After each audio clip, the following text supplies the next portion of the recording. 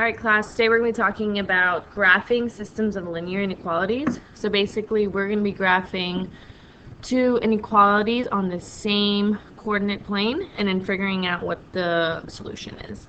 So the first step that you want to do is to write each inequality in slope-intercept form so that we can determine the slope and the y-intercept.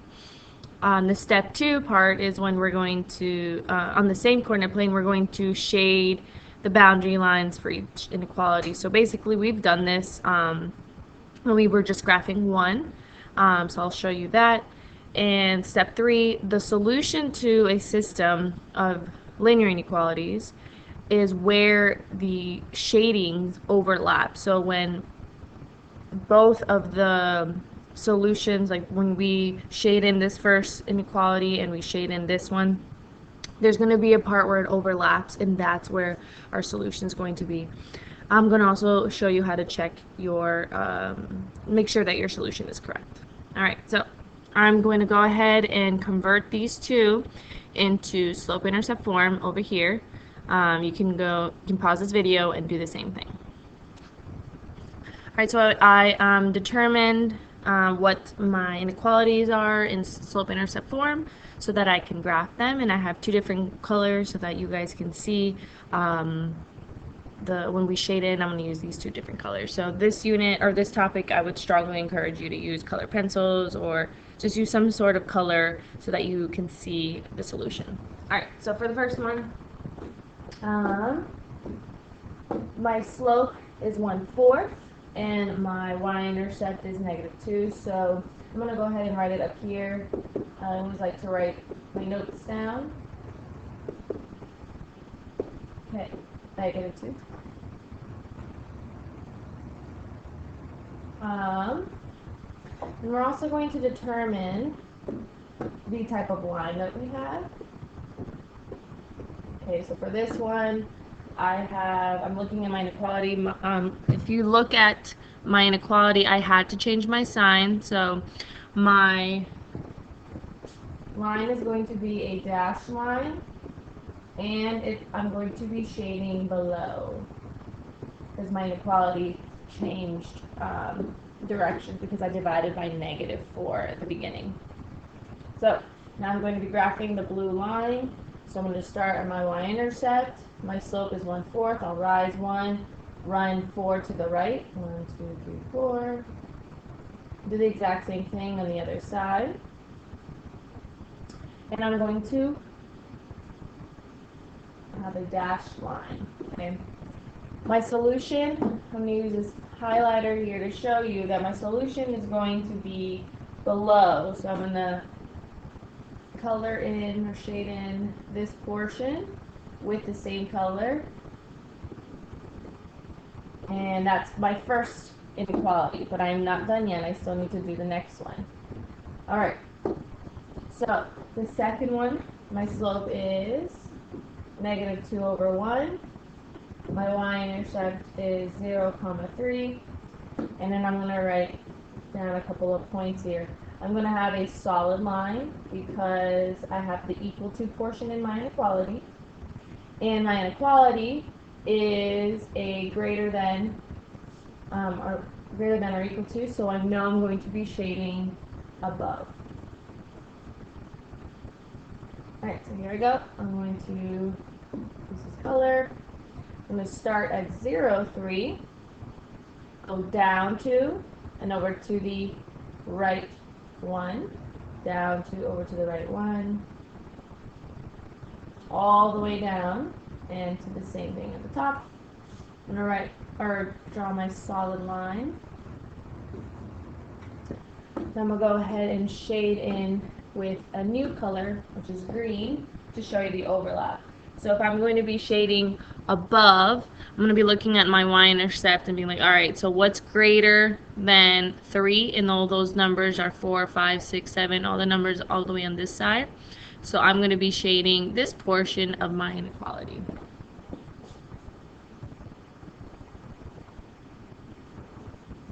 Okay.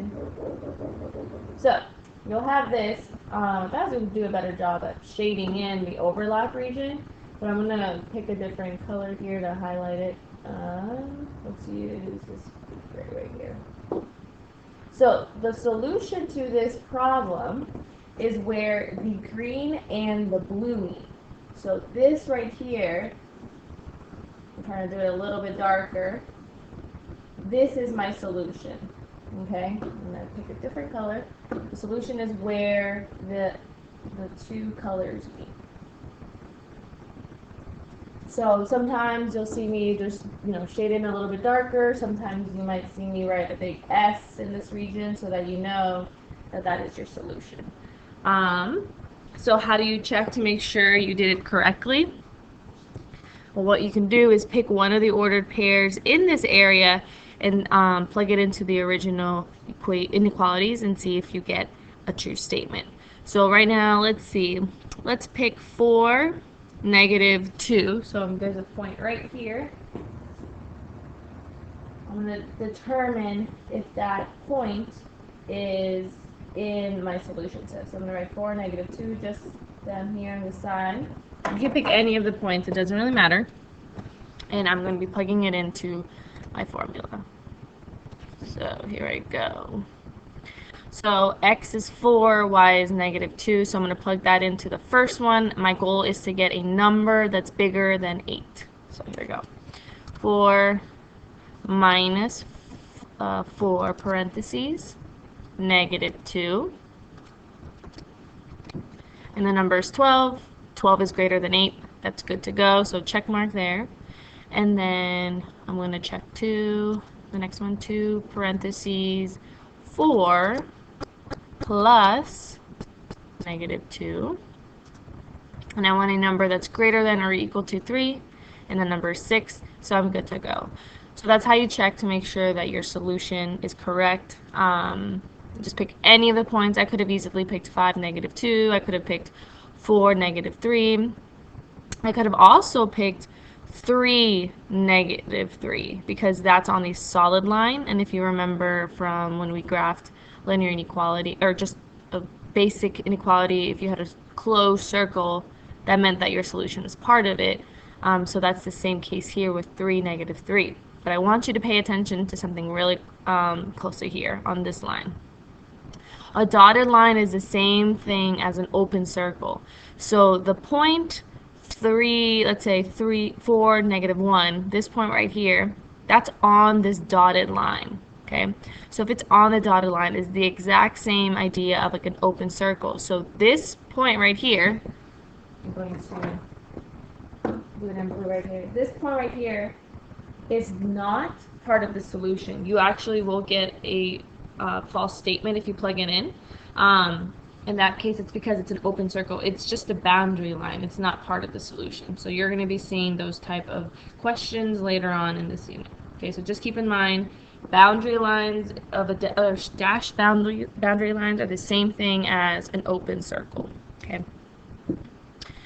All right, so that's basically graphing systems of inequalities.